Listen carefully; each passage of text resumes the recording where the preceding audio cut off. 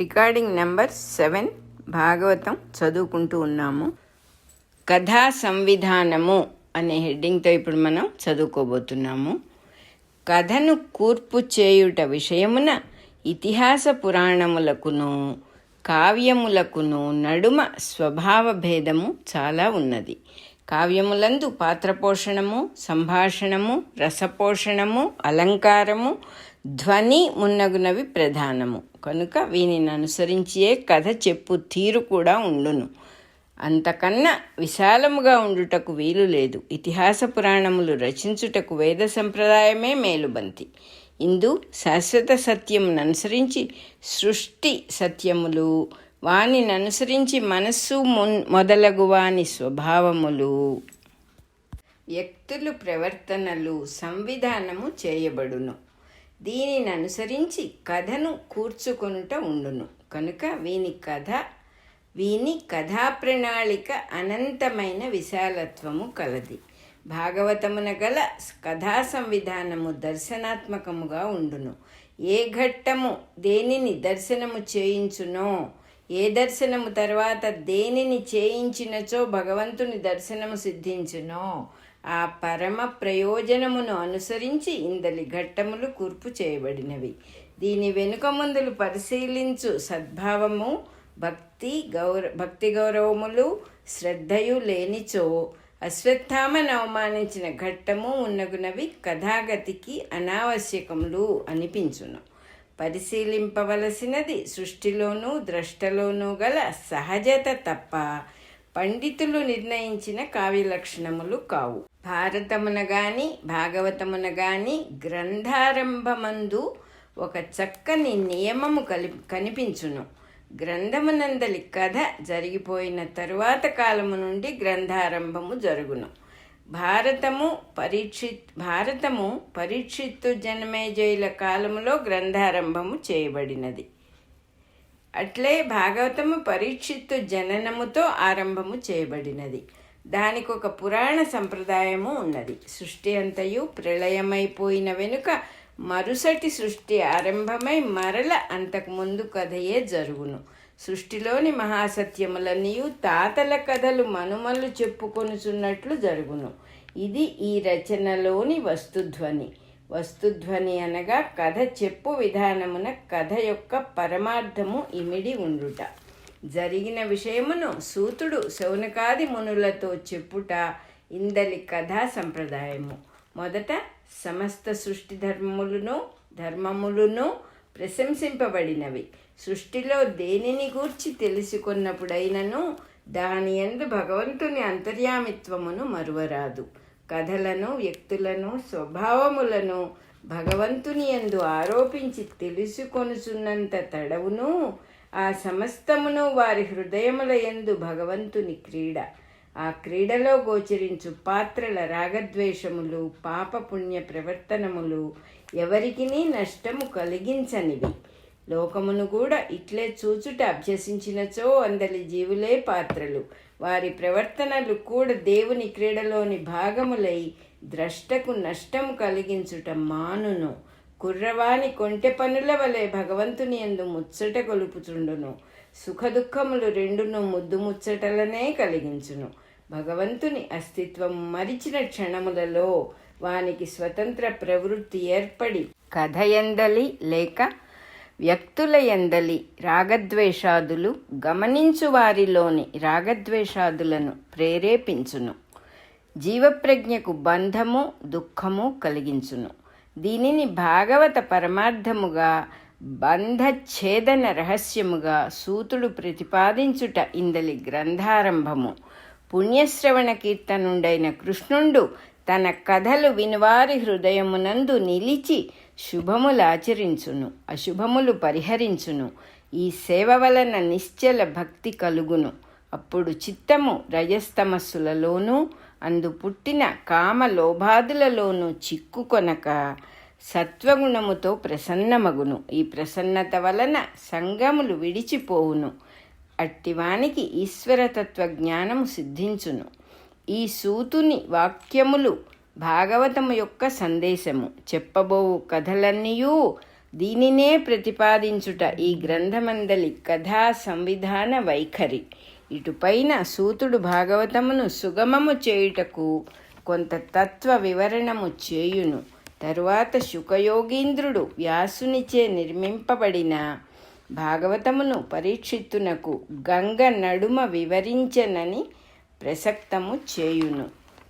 అట్లు వివరించుటకు సందర్భమేమి అని ఋషులు ప్రశ్నించిరి. దానితో భాగవత రచనా వృత్తాంతము సందర్శింపబడినది.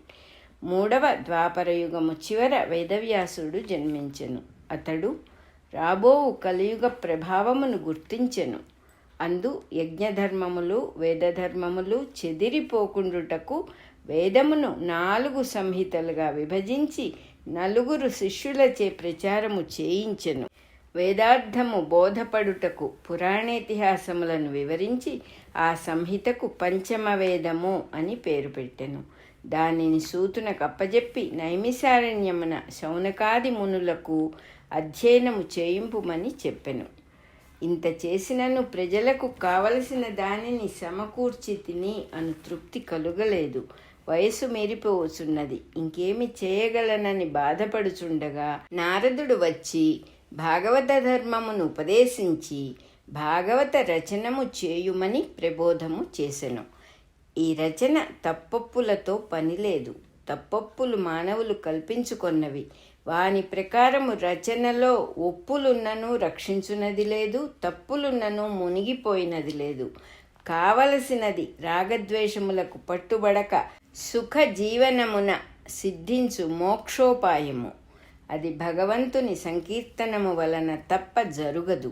విశ్వమే విష్ణుడు అను సారాంశము మరువని విధమున అట్లు మరువని వారి జీవిత కథలను రచింపుము.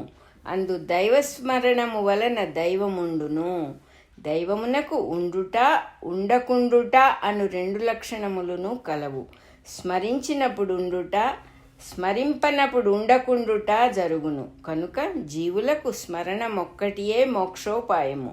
దీనిని సాధించు విధానమును అనుభవపూర్వకముగా ఉదహరించుటకై నారదుడు తన పూర్వజన్మ వృత్తాంతమును తెలిపెను. సాధింపదలచి ఈ గ్రంథము సేవించు వారందరకును ఈ వృత్తాంతము ప్రధానము కనుక గ్రంథారంభమున వ్యాసుడు దీనిని నిలిపెను. నిత్య జీవితమున స్మరించుటకు ప్రయత్నము జరుగుచున్నప్పుడు కష్టసుఖములు కలుగుచుండును. వాని యందు కూడా దైవమునే చూడవలెను. దీని వలన విఘ్నములు తొలగును. అట్టివానికి కష్టములు దుఃఖములు కావు. మనస్సున కంటిన వానికి దుఃఖములగును. దుఃఖము నుండి జీవులు తప్పుకొనుటకు ప్రయత్నము చేయుటలో కర్తవ్యమును మరతురు. దానితో కర్మబంధము స్వధర్మ భ్రష్టత ఏర్పడును. అది కలుగకుండా ఆపదల సన్నివేశములయందు కూడా దేవుని అస్తిత్వము స్మరించుటను అభ్యసింపవలెను. దీనికి ఉదాహరణముగా పుత్రులు చనిపోయినప్పుడు ద్రౌపది ఎట్లు ప్రవర్తించెనో నిరూపింపబడినది. రాగద్వేషములకు లోనైన భీమాదులతోనూ హత్య చేసిన అశ్వత్థామతోనూ ద్రౌపది చేసిన సంభాషణము భాగవత జనుల ప్రవర్తనమునకు ఉదాహరణము. అశ్వత్థామ చేసిన పని క్రూర కర్మమని లోకులు నిందింతురని సూతుడు హెచ్చరించి ద్రౌపది ఎట్లు నిందింపలేదో వివరించెను. మొదట ద్రౌపది బిడ్డల మరణ వార్త విని శోకమున మూనిగి క్రింద పడి దొరలినది. అర్జునుడు పలికిన శౌర్యవాక్కులతో మొదటి దుఃఖము చల్లారినది. అర్జునుడు అశ్వత్థామను బంధించి తెచ్చినప్పుడు ద్రౌపది వాని యందు జాలిపడి సమదృష్టితో సంభాషించి పంపినది. అటుపైన కృష్ణుడు పరీక్షిత్తును రక్షించుట, కుంతీదేవి శ్రీకృష్ణుని స్తుతించుట ఉన్నది. జీవుల కాపదలు దైవమును స్మరింపచేయుటకు వచ్చుచుండును అని కుంతి సూచించినది. ఇటుపైన భారత యుద్ధమున తాను హింసకు కారకుడనైతిని అని ధర్మరాజు దుఃఖించును. తన వలన జరిగిన పనికి తాను కర్తను అనుకొనుట అహంకారము.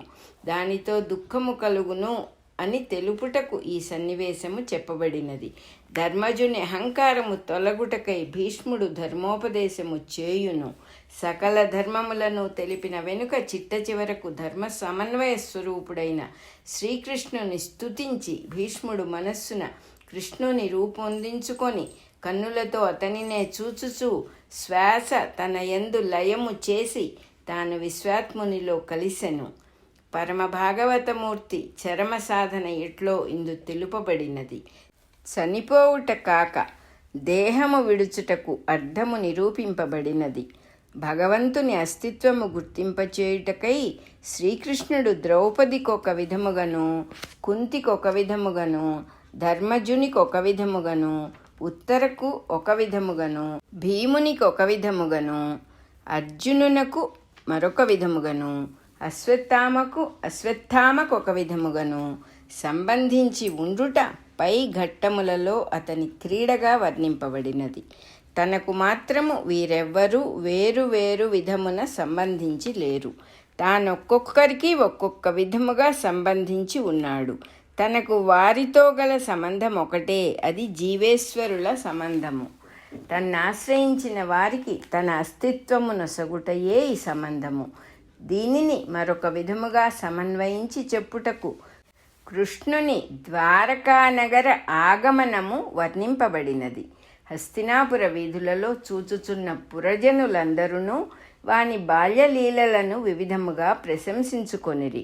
అతడు ద్వారకలో ప్రవేశించుచున్నప్పుడు ద్వారకావాసులందరూ బిడ్డల చందమున గద్గదస్వరమున సంభాషించుచు మ్రొక్కిరి. ద్వారకానున్నది నవద్వారములు గల పురమగు శరీరమునకు సంకేతము. శరీర ధర్మములకు సంబంధించినంత వరకు జీవులు దేవుని ఎట్లా అనుభవించుచున్నారు, ఒకరితో ఒకరికి గల సంబంధ బాంధవ్యముల రూపముననే అనుభవించుచున్నారు. కృష్ణుని ద్వారకా ప్రవేశము దీనిని నిరూపించును. మన రికార్డింగ్ నెంబర్లో 7 అయిపోయింది.